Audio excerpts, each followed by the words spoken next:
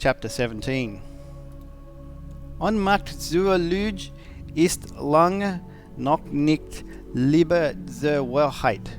Wer nicht lügen kann, weiß nicht, was Wahrheit ist. Nietzsche.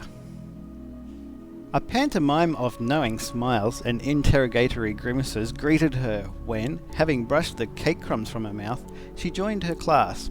For the twinkling of an eye, Laura hesitated, being unprepared.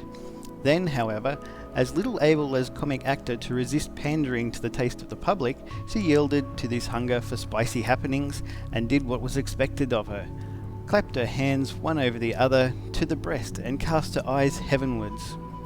Curiosity and anticipation reached a high pitch, while Laura, by tragically shaking her head, gave it to be understood that no signs could transmit what she had been through since seeing her friends last. In the thick of this message she was, unluckily, caught by Dr. Pugson, who, after dealing her one of his butcherly jibes, bade her to the blackboard to grapple with the seventh preposition. The remainder of the forenoon was a tussle with lessons not glanced at since Friday night. Besides, Laura seldom forestalled events by thinking them over, choosing rather to trust for inspiration to the spur of the moment. Morning school at an end, she was laid hands on and hurried off to a retired corner of the garden. Here, four friends squatted around, determined to extract her adventures from her to the last pip. Laura was in a pretty pickle. Did she tell the plain truth, state the pedestrian facts, and this she would have been capable of doing with some address, for she had looked through her host with a perspicacity uncommon in a girl of her age, had once again put to good use those sharp, unkind eyes which mother deplored. She had seen an overworked, underfed man who nagged like any woman and made slaves of two weak, adoring ladies, and she very well knew that, as often as her thoughts in future alighted on Mr. Robbie, she would think of him pinching and screwing with a hawk-like eye on a shadowy bishopric. Of her warm feelings for him, genuine or imaginary, not a speck remained. The first touch of reality had sunk them below her ken, just as a drop of cold water sinks the floating grounds in a coffee pot. But did she confess this, confess also that, save for a handful of monosyllables, her only exchange of words with him had been a line of Virgil, and, still more humbling, that she had liked his wife and sister better than himself? Did this come to light, she would forfeit every sow of the prestige of the visit had lent, and yet promised to lend her.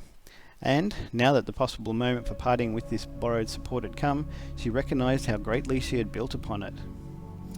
These thoughts whizzed through her mind as she darted a look at the four predatory faces that hemmed her in. Tilly's was one of them. The lightly mocking smile sat on it that Laura had come to know so well, since her maladroit handling of Bob. She would kill that smile, and if she had to die for it herself. Still, she must be cautious, wary and picking her steps, especially as she had not the ghost of an idea how to begin. Meanwhile, cries of impatience buzzed around her. She doesn't want to tell. Mean brute. Shouldn't wonder if it's too dashed shady. Didn't I say he was a bad 'un? I bet you there's nothing to tell, said Tilly cockily, and turned up her nose. Yes, there is, flung out Laura, at once put on the defensive, and as she spoke she coloured. Look at her. Look how red she's got. And after she promised, the sneak. I'm not a sneak, I am going to tell, but you're in such a blooming hurry. I'll fire away, slow coach. Well, girls, began Laura gamely, breathing a little hard, but mind, you must never utter a word of what I'm going to tell you. It's a dead secret, and if you let on... So help me God. Ananias and Sapphira. Oh, do hurry up.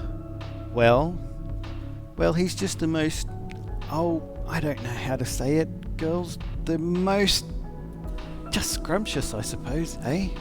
Just positively scrumptious, and what did he do? And what about his old sketch of a wife? Her? Oh, and Laura squeezed herself desperately for the details that would not come. Oh, why, she's just a perfect old cat, and 20 years older than him. Why on earth did he marry her for? Guess he's pretty sick of being tied to an old gin like that. I should say, perfectly miserable. He can't think now why he let himself be induced to marry her. He just despises her. Well, why in the name of all that's holy did he take her?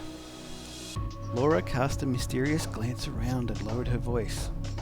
Well, you see, she had lots of money and he had none. He was ever so poor, and she paid for him to be a clergyman. Go on, as poor as all that?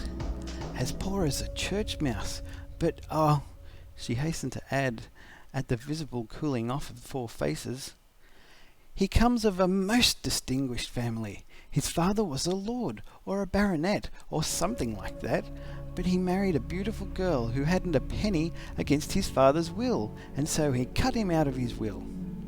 I say! Oh, never mind the father. Yes, well now he feels under an awful obligation to her, and all that sort of thing, you know. And she drives it home, I bet. She looks a nipper. Is always throwing it in his face. What a ghoul! He'd do just anything to get rid of her, but, girls, it's a dead secret. You must swear you won't tell. Gestures of assurance were showered on her. Well, he's to be bishop some day. It's promised him. Holy Moses! And I suppose he can't divorce her because of that? No, of course not. He'll have to drag her with him like millstone around his neck. And he'd twig right enough you were gone on him? Laura's coy smile hinted many things. I should say so. Since the very first day in church, he said, but I don't like to tell you what he said. You must! No, you only call me conceited. No fear, Kitty, out with it! Well then, he said he saw me as soon as he got in the pulpit, and he wondered ever so much who the girl was with the eyes like sloes and the skin like cream. Snakes alive! Oh, he went it strong. And how often were you alone with him? Yes, and if he had met me before he was married, but no, I can't tell you any more. Oh, don't be such an ass. No, I can't. Well, I'll whisper it then, but only to Maria. And leaning over, Laura put her lips to Maria's ear. The reason for this bystroke she could not have told. The details she imparted did not differ substantially from those that had gone before, but by now she was at the end of her tether. Here, fortunately for Laura, the dinner bell rang, and the girls had to take to their heels in order to get their books put away before Grace. Throughout the meal, from their scattered seats, they exchanged looks of understanding, and their cheeks were pink. In the afternoon, Laura was again called to prove her mettle. Her companion on the daily walk was Kate Horner. Kate had been one of the 4 and did not lose this chance of beating up fresh particulars.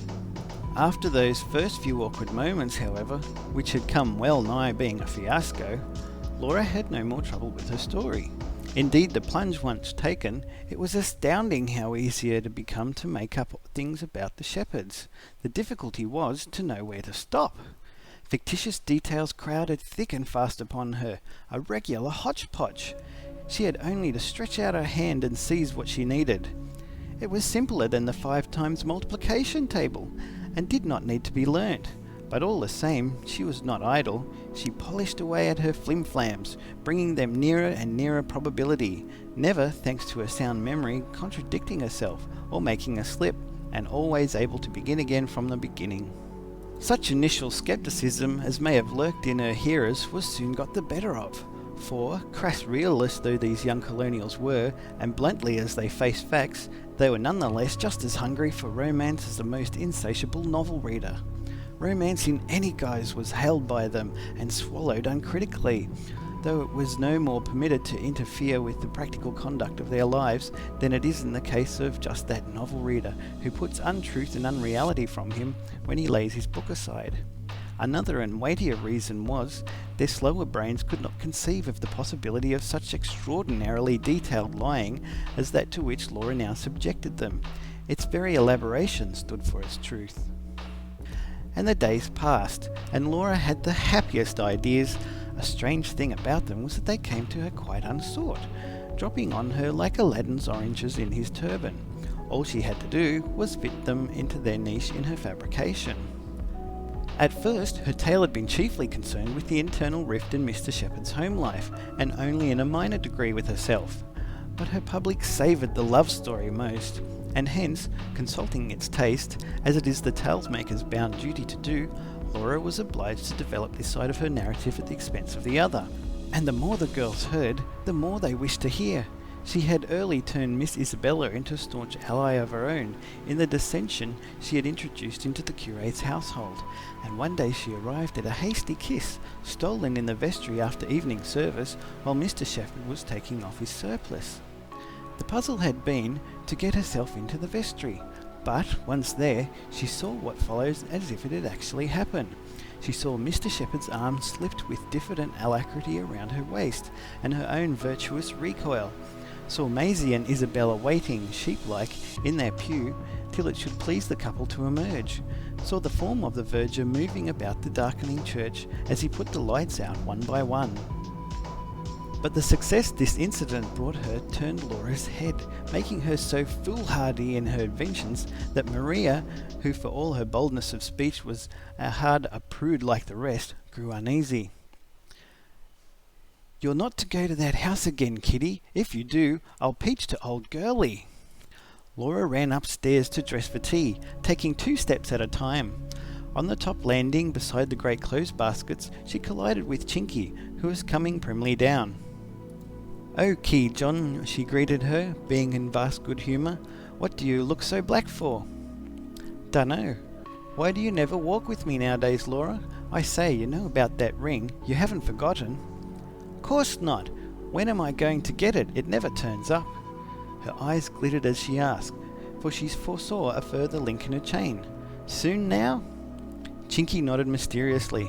"Pretty soon, and you promised faithfully never to take it off. But it must be a nice one, with a red stone in it. And listen, Chink, no one must know ever it was you who gave it to me." "All right, I swear. You're a darling to say you'll wear it." And putting her arm around Laura's shoulders, Chinky gave her a hearty kiss. This was more than Laura had bargained for. She freed herself ungraciously. "Oh, don't. Now mind, a red stone, and for the 3rd finger of the left hand." "Yes, and Laura, I thought of something to put inside. Semper Eadem. Do you like that, Laura?" "It'll do. Look out, there's old Day." And leaving Chinky standing, she ran down the corridor to her room. End of chapter 17.